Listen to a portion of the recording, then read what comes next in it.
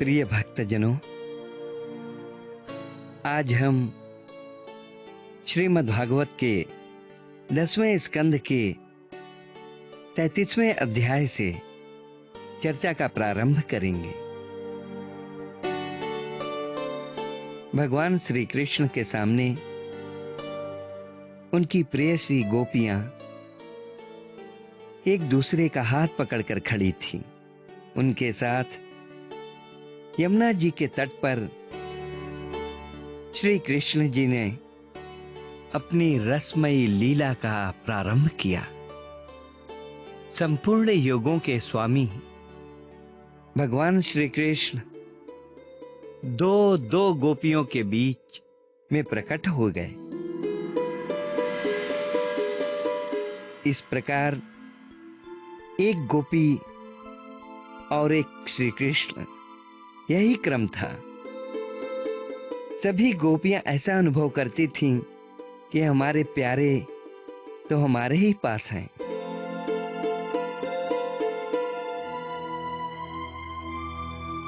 और इस प्रकार सहस्त्र सहस्त्र गोपियों से शोभायमान भगवान श्री कृष्ण का रासोत्सव प्रारंभ हुआ। रास मंडल में सभी गोपियां अपने प्रियतम श्याम सुंदर के साथ नृत्य करने लगी। उनकी कलाइयों के कंगन, पैरों के पायजेब और करधनी के छोटे छोटे घुंघरू एक साथ बज उठे। असंख्य गोपियां थी, इसलिए यह मधुर ध्वनि भी बड़े ही जोर की हो रही थी। यमुना जी के रमण रेती पर ब्रज सुंदरियों के बीच भगवान श्री कृष्ण की बड़ी अनोखी शोभा हुई। ऐसा जान पड़ता था मानो अगणित पीली पीली दमकती हुई स्वर्ण मणियों के बीच में ज्योतिर्मयी नीलमणि चमक रही हो।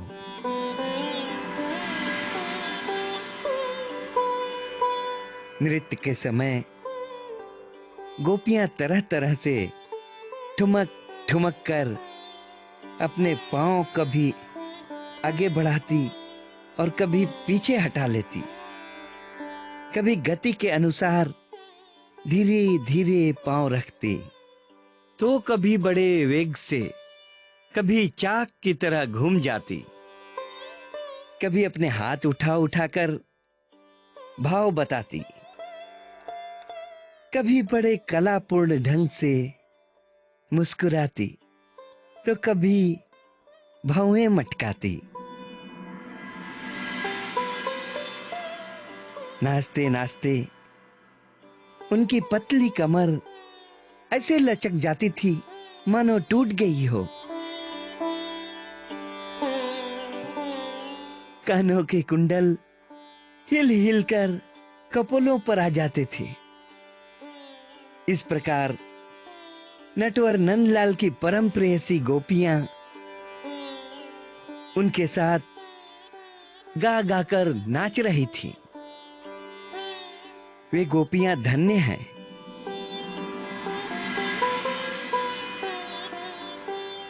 बड़े बड़े ऋषि मुनियों के लिए भी यह आनंद दुर्लभ रहा है। वो रास लीला आज भी अखंड रूप से हो रही है। किशोर स्वरूप कृष्ण जी आज भी अपने गोपियों के साथ वहां रमण कर रहे हैं। बोलो बांके बिहारी की जय, बोलो बांके बिहारी की जय, बोलो बांके बिहारी की जय।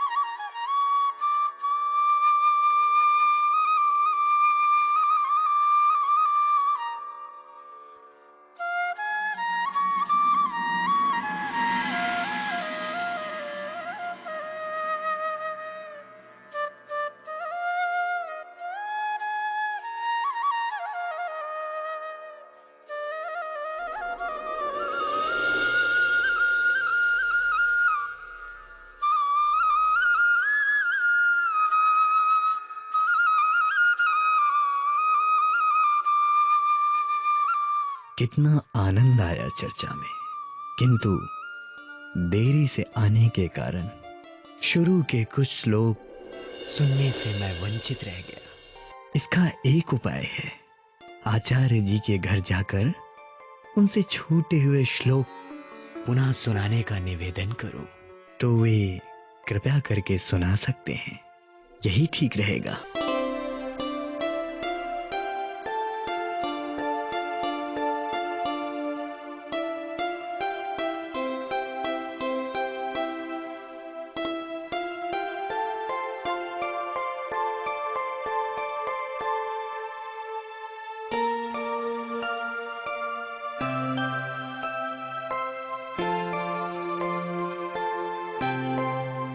प्रणाम आचार्य जी।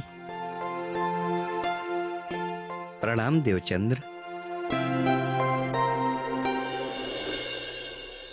आज कथा में आने में विलंब कैसे हो गया देवचंद्र?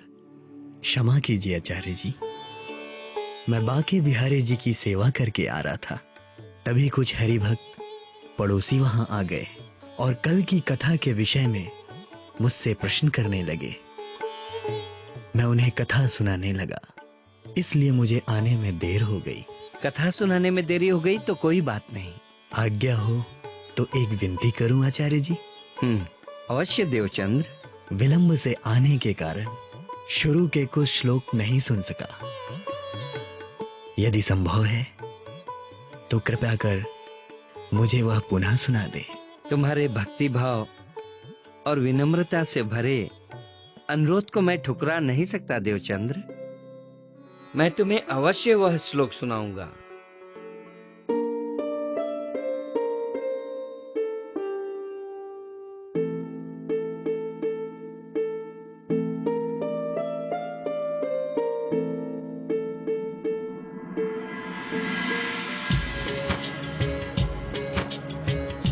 देवचंद्र जी की भक्ति को सब करें नमस्कार। ज्ञान भक्ति की लालसा ने ऐसा किया चमत्कार। छोटी कथा सुना कर बढ़ाया भक्ति का मान। कान्हा जी ने ही अपने नियम में किया सुधार। नियम में किया सुधार।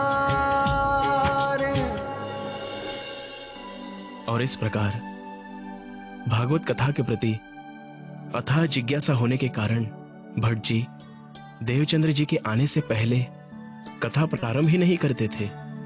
ये सब देखकर वहां के कुछ गणमान्य लोगों को उनसे ईर्ष्या होने लगी। तब सब मिलके आचार्य कांजी भट्ट से ईर्ष्या भरे वचन कहने लगे।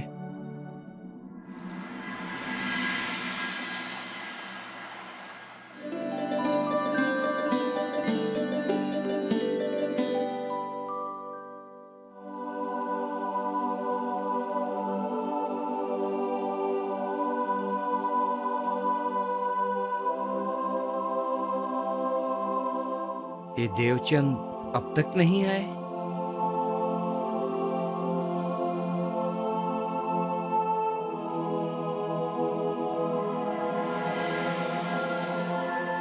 पूज्य आचार्यवर, क्या बात है?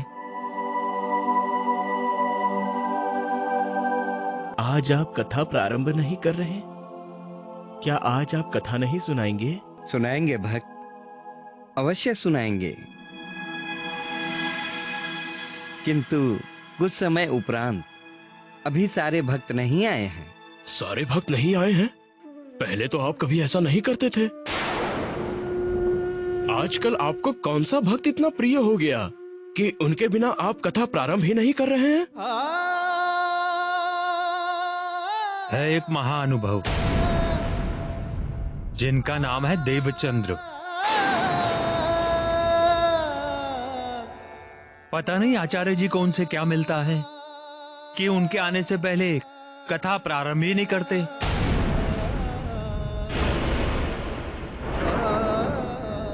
ये धनपत भाई क्या कह रहे हैं आचार्य जी?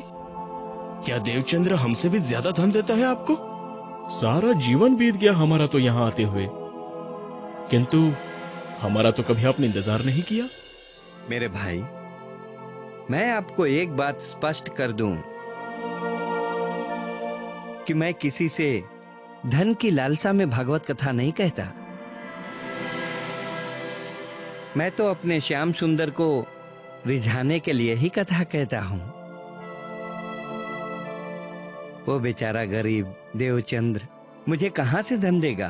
धन तो मुझे आप लोगों से ही प्राप्त होता है, किंतु जो निष्ठा लगन देवचंद्र जी में है वो आप लोगों में नहीं है। चर्चा करते समय यदि कोई श्लोक छोड़ दूं या आगे पीछे कह दूं तो आप लोगों को कुछ पता नहीं चलता और ना ही कभी आप कोई प्रश्न ही करते हैं, जबकि देवचंद्र एक निष्ठावान भक्त है। उसका मन बहुत निर्मल है। वो तो बड़ी लगन से कथा सुनते हैं, हर प्रसंग को समझना चाहते हैं, और जब कोई श्लोक उन्हें समझ नहीं आता या छूट जाता है तो वे कथा समाप्त होने के बाद मेरे घर चले आते हैं। बड़ी निष्ठा से उसका अर्थ पूछते हैं। हालांकि मुझे उनके प्रश्नों का उत्तर देने में आनंद आता है, किंतु मेरा समय बहुत नष्ट होता है और मैं अधिक समय अपने श्याम को नहीं दे पाता। अब आप लोग समझ गए होंगे कि मैं देवचंद्र जी की राह क्यों देखता हूं।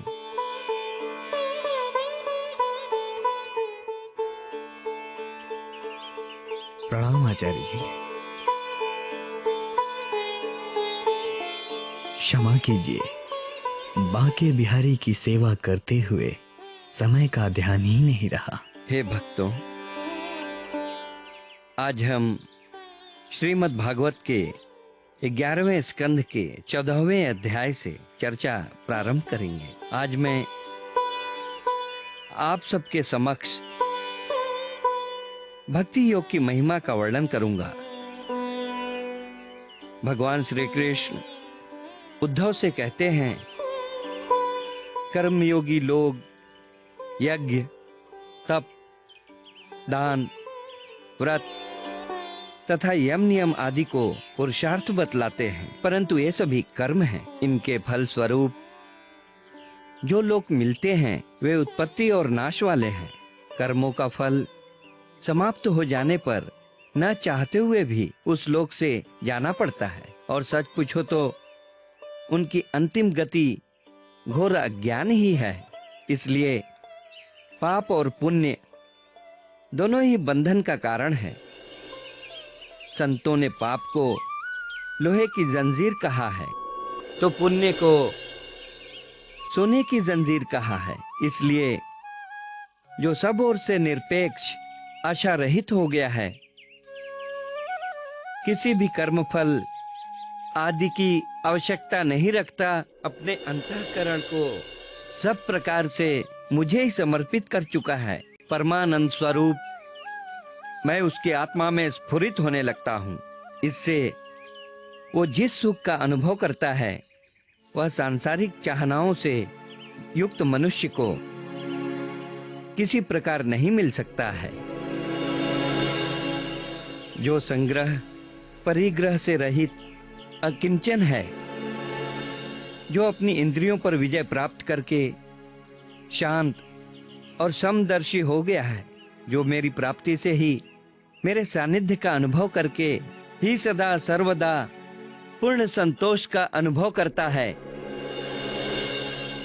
उसके लिए आकाश का एक एक कोना आनंद से भरा हुआ है। मेरा जो भक्त अभी जितेंद्रिय नहीं हो सका है और संसार के विषय बार बार उसे बाधा पहुंचाते हैं, अपनी ओर खींच लिया करते हैं, वह भी क्षण क्षण में बढ़ने वाली मेरी प्रगल्भ भक्ति के प्रभाव से प्रायः विषयों से पराजित नहीं होता। अतः मनुष्यों के लिए सर्वश्रेष्ठ धर्म वही है जिससे भगवान श्री कृष्ण में भक्ति हो। भक्ति भी ऐसी जिसमें किसी प्रकार की कामना न हो और नित्य निरंतर बनी रहे।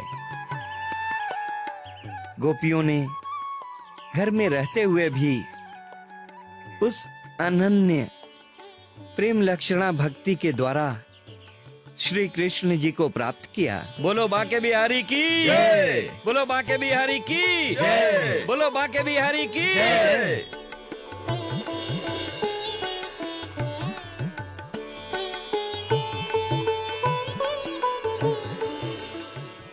भरी सभा में कांजी भट्ट जी के द्वारा खंडनी के वचन सुनकर उन सब सेठ साहूकारों ने अपना अपमान महसूस किया और उन्होंने कई तरह के षड्यंत्र कर श्री देवचंद्र जी को आचार्य जी की दृष्टि से गिराने के प्रयास शुरू कर दिए।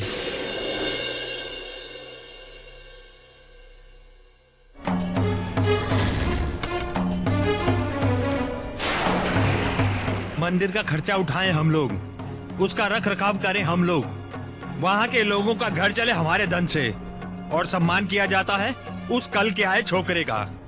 हद हो गई है पक्षपात की। किसने किया आपके साथ पक्षपात, और कैसा पक्षपात? क्या करोगी जानकर? जी वो तो मैं ऐसे ही। देखो मेरे जले पर नमक मत छिड़को, और तुम जाओ, जाकर चुपचाप अपनी रसोई का काम देखो। दूसरों का गुस्सा हम पर क्यों निकाल रहे हो जी? वो तो आपको परेशान देखा तो पूछ लिया। आपको नहीं बताना है तो मत बताइए। सौगंध है कृष्ण मुरारी की जो आज के बाद आपसे कुछ पूछूं। अरे पति जब बाहर से आता है तो पत्नी उसे ठंडा पानी पिलाती है, जानती हो क्यों? ताकि पति अगर बाहर से गुस्सा लेकर घर आए तो ठंडा पानी पीते ही उसका गुस्सा ठंडा हो जाए, उसका मन शांत हो जाए। लेकिन तुमने तो आज मुझे पानी दिया ही नहीं। आते ही तो आपने अपनी बड़बड़ शुरू कर दी। पानी देने का अवसर ही कहाँ दिया आपने? तो अब दे रहा हूं ना, जाओ जाके ठंडा पानी ले आओ, फिर मैं तुम्हें आराम से अपने गुस्से का कारण बताऊंगा।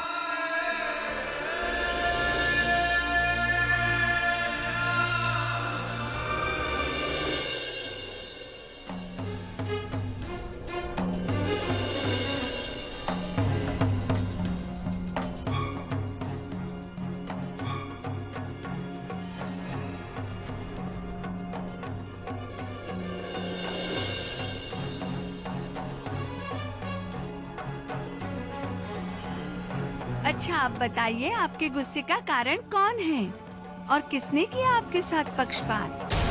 कांजी भट्ट ने। आचार्य जी ने?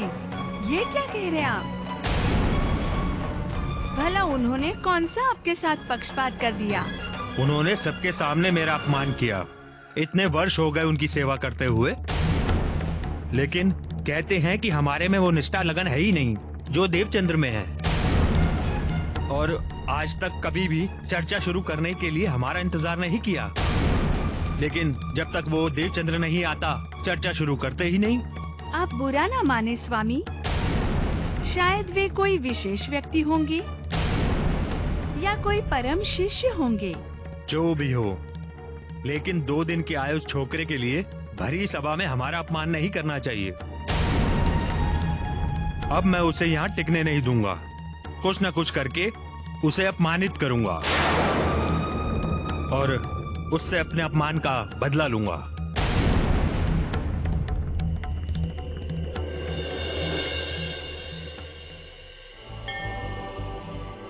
क्या बात है, आप बहुत परेशान लग रहे हैं। किसी ने आपसे कुछ कहा क्या? मुझसे नहीं, किंतु कुछ लोगों ने मेरे विषय में आचार्य जी से बहुत कुछ कहा। किसने और क्या कहा? हैं कुछ लोग जिन्हें चर्चा में मेरी उपस्थिति अच्छी नहीं लगती। उन्हें लगता है कि आचार्य जी मुझ पर ज्यादा ही कृपा करते हैं। ऐसा उन्हें क्यों लग रहा है स्वामी? क्योंकि कभी कभी मुझे कथा में पहुंचने में देर हो जाती है और आचार्य जी तब तक कथा प्रारंभ नहीं करते जब तक मैं नहीं पहुंचता। इससे नगर के कुछ गणमान्य लोग अपना अपमान महसूस करते हैं और सारा समय मुझे गुस्से से देखते रहते हैं। तो आप कुछ दिन चर्चा में मत जाइए स्वामी, अपने आप सब ठीक हो जाएगा। ऐसा नहीं हो सकता लील बाई, क्योंकि भागवत कथा मेरी आत्मा का सच्चा आहार है, मेरी आत्मा का आनंद है। मैं भोजन के बिना रह सकता हूँ, किंतु भागवत कथा सुने बिना नहीं रह सकता। ऐसा है तो कथा आरंभ होने के पहले ही आप वहाँ पहुँच जाया कीजिए, ताकि किसी को आक्षेप लगाने का अवसर ही ना मिले। हाँ, ये ठीक रहेगा। मैं ऐसा ही करूंगा। मैं समय से पूर्व जाकर वहां बैठ जाऊंगा।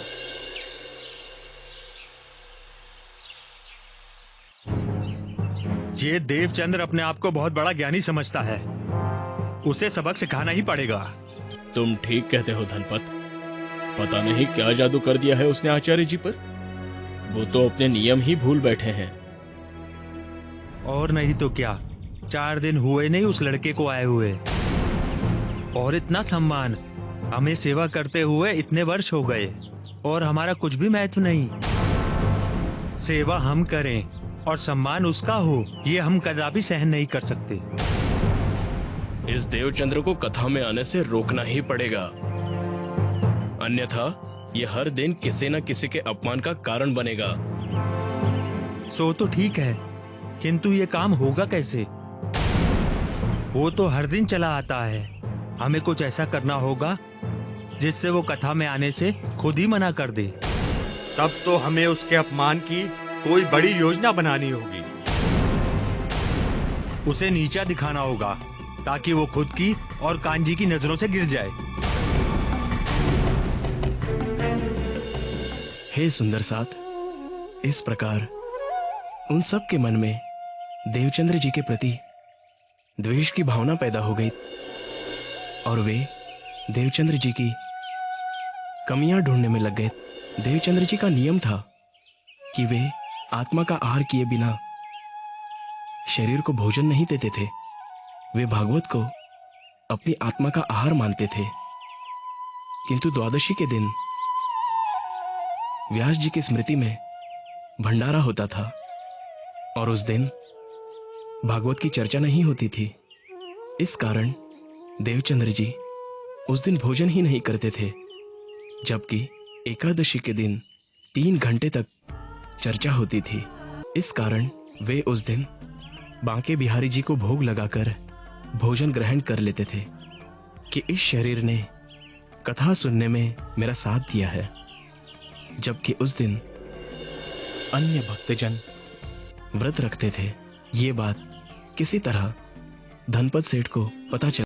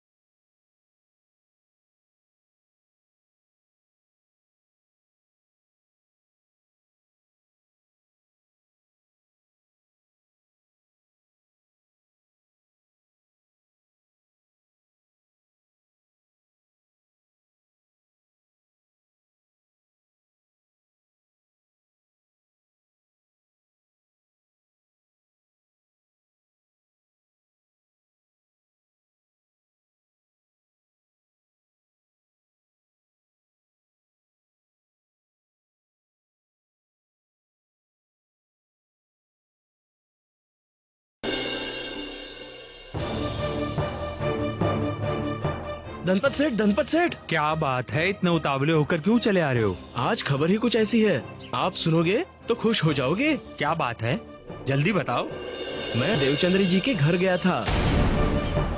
उनकी पत्नी ने बताया कि वे आज भी भोजन करेंगे, लेकिन आज तो एकादशी का व्रत है। अरे ये तो बहुत अच्छी खबर है। यह बात उचित समय देखकर मैं सबके सामने रखूंगा और उसे अपमानित करूंगा और अपने अपमान का बदला लूंगा।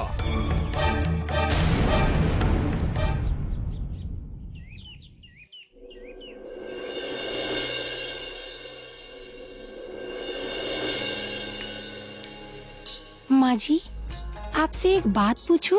पूछ बेटी। क्या आपके पुत्र बचपन से भक्ति साधना करने वाले थे?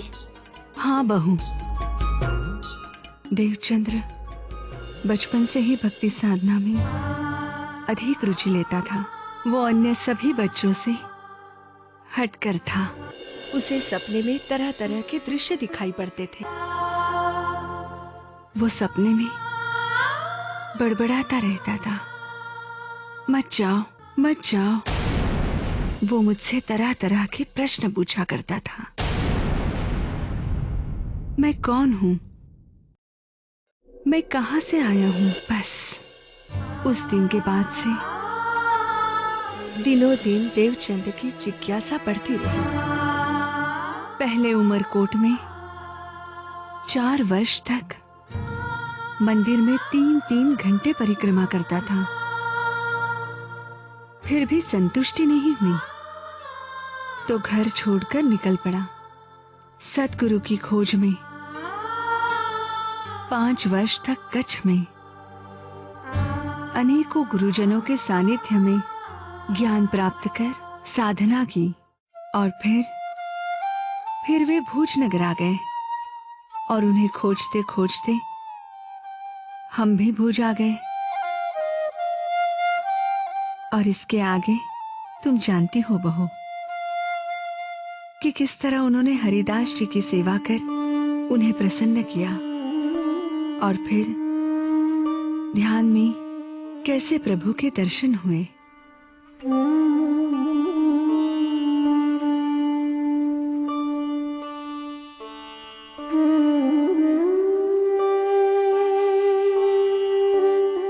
माँ जी, ऐसा पति पाकर मैं धन्य हो गई। सच, मैं तो बांके बिहारी जी से यही प्रार्थना करती हूँ कि हर जन्म जन्मांतर में मुझे पति के रूप में यही मिले। भगवान ऐसा ही करे बहू। अरे बातों बातों में सांझ भी हो गई। जल्दी रसोई बनानी है ना, तेरे ससुर जी और देवचंद्र आते ही होंगे। आप आराम कीजिए, मैं रसोई बना लूंगी। किंतु माँ जी, रसोई का सारा काम हो गया है, बस सब्जी बनानी बाकी है। इसीलिए आप आराम कीजिए।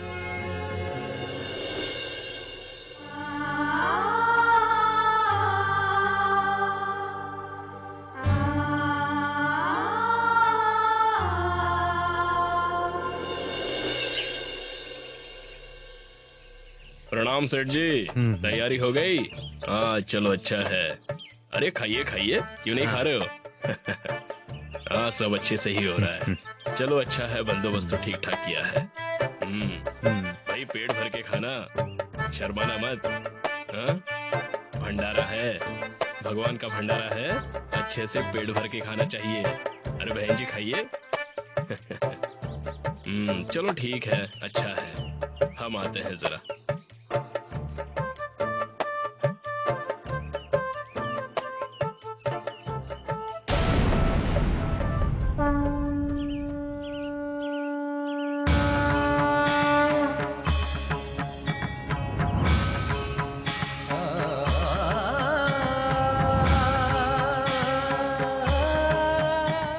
आचार्यवर। प्रणाम देवचंद्र जी। ये बाहर क्या हो रहा है आचार्यवर? क्या आज कथा नहीं होगी? हाँ देवचंद्र जी, आज कथा नहीं होगी क्योंकि आज व्यास जी की बरसी है आज ही के दिन उन्होंने अपनी देह का त्याग किया था। उनकी स्मृति में भंडारा हो रहा है। तो ठीक है, मैं कल प्रातः आऊंगा। आज्ञा दीजिए आचार्यवर। हाँ, अवश्य।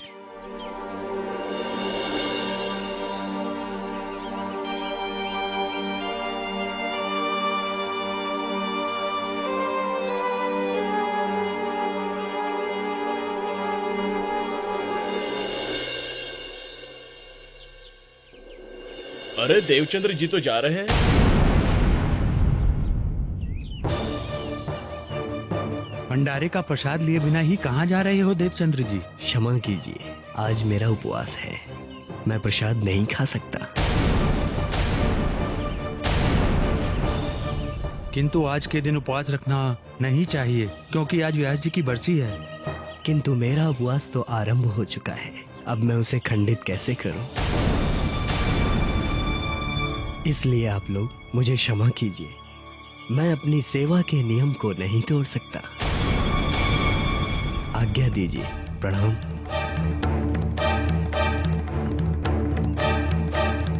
देखा आप सबने, ये घमंडी व्यास जी के भंडारे का प्रसाद ठुकरा कर चला गया। हाँ हाँ, इसने हमारे व्यास जी का अपमान किया है।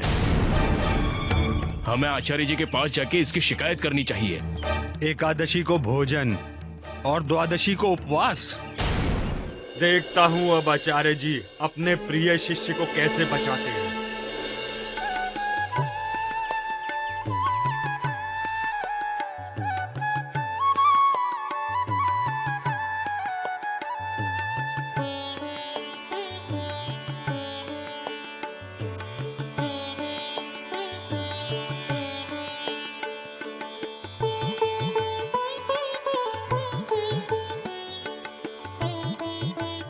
बेटा, तुम भी भोजन कर लो।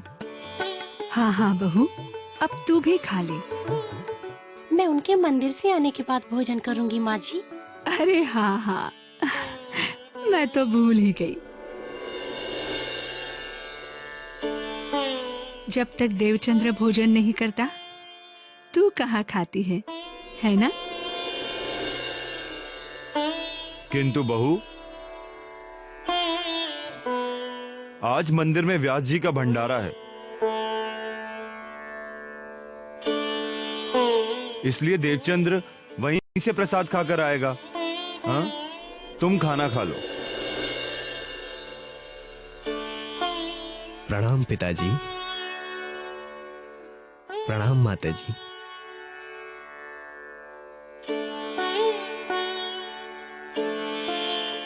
मैंने वहां भोजन नहीं किया, आज मेरा उपवास है। लो, बस तो तुम भोजन कर ही लो। हाँ हाँ हाँ, तुम भोजन कर लो, मैं बाके बिहारी की सेवा करने जा रहा हूं।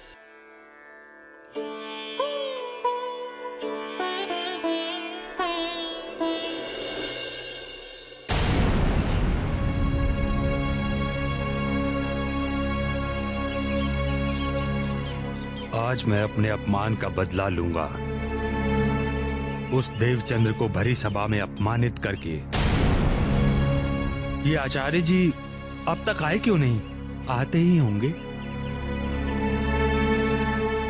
प्रणाम आचार्य जी।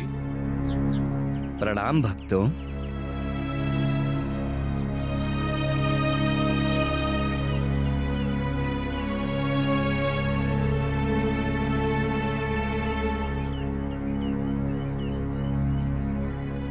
भक्तों, आप सबको देखकर ऐसा प्रतीत हो रहा है जैसे आप मुझसे कुछ कहना चाह रहे हैं। आप सच कह रहे हैं आचार्य जी, हम सब आपसे कुछ कहना चाहते हैं। कहिए, क्या बात है? हम जानना चाहते हैं कि क्या आपने देवचंद्र जी को यही उपदेश दिया है कि भंडारे के दिन उपवास रखें और एकादशी के दिन डटकर खाना खाएं? ये एक संप्रदाय में दो दो रास्ते क्यों चल रहे हैं? धनपत भाई, आप कहना क्या चाहते हैं? कृपया विस्तार से बताइए। जी अवश्य। बात यह है कि कल भंडारे के दिन हमने देवचंद्र जी को प्रसाद खाने का आग्रह किया, तब उन्होंने कहा कि उनका उपवास है, और हमें यह भी पता चला है कि वो एकादशी के दिन उपवास नहीं करता, भोजन करता है। अब हमें ये समझ में नहीं आ रहा कि वो ऐसा क्यों करता है। क्या आप उन्हें अलग और हमें अलग धर्म का उपदेश देते हैं? क्या आप बता सकते हैं कि भागवत में कहाँ लिखा है कि द्वादशी के दिन उपवास किया जाए और एकादशी के दिन भोजन किया जाए? धनपत जी, आप सबके दिल में देवचंद्र जी के प्रति ईर्ष्या की अग्नि धधक रही है, इसलिए आप उनकी हर बात को गलत समझते हैं। किंतु मैं आपकी इस बात को तभी सत्य मानूंगा जब देवचंद्र जी के मुख से सुन लूंगा। और मुझे पूरा विश्वास है कि वे जो भी करते होंगे वो भागवत के अनुसार उचित ही करते होंगे। अभी वे आने ही वाले हैं, उनसे सारी बात स्पष्ट रूप से पता चल जाएगी। लीजिए, वो देवचंद्र जी आ रहे हैं।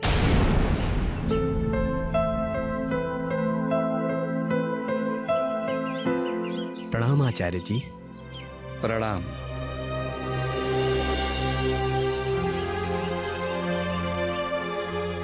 क्या बात है आचार्य जी? देवचंद्र जी, ये सभी भक्त आपके विषय में कुछ बातें कह रहे हैं। मैंने तो माना नहीं है, किंतु मैं चाहता हूं आप स्वयं सबके सामने इस बात का स्पष्टीकरण करें कि आप ऐसा करते हैं या नहीं, और करते हैं तो क्यों करते हैं। ये आपकी कृपा है आचार्य कि आपका मुझ पर विश्वास है। आप आज्ञा दीजिए, इन्होंने आपसे कौन सी बात कही है? ये कहते हैं कि आप एकादशी के दिन भोजन करते हैं और द्वादशी के दिन उपवास करते हैं। क्या यह सत्य है देवचंद्र जी? ये सत्य है आचार्य जी, मैं ऐसा ही करता हूं, किंतु मैं ऐसा भागवत के अनुसार ही आचरण करता हूं। हाँ हाँ, एक तुम ही तो ज्ञानी हो यहाँ पर। आप सब तो जानते ही हैं कि भागवत एक ऐसा वृक्ष है कि जिसके डाल, पत्ते और उसके रग तक तो कोई बिरला ही पहुंच पाता है, और इनका दावा है कि ये उसे पूर्णतः समझ गए हैं। भागवत जीवन का सत्य है, और सत्य को समझा नहीं, धारण किया जाता है। यह भागवत मेरे जीवन का आधार है, मेरी आत्मा का आहार है। भागवत के अनुसार यह शरीर मिथ्या है और आत्मा सत्य है। इसलिए मैंने ये नियम बना लिया है कि जिस दिन मेरी आत्मा को भोजन नहीं मिलता, उस दिन मैं अपने शरीर को भी भोजन नहीं देता।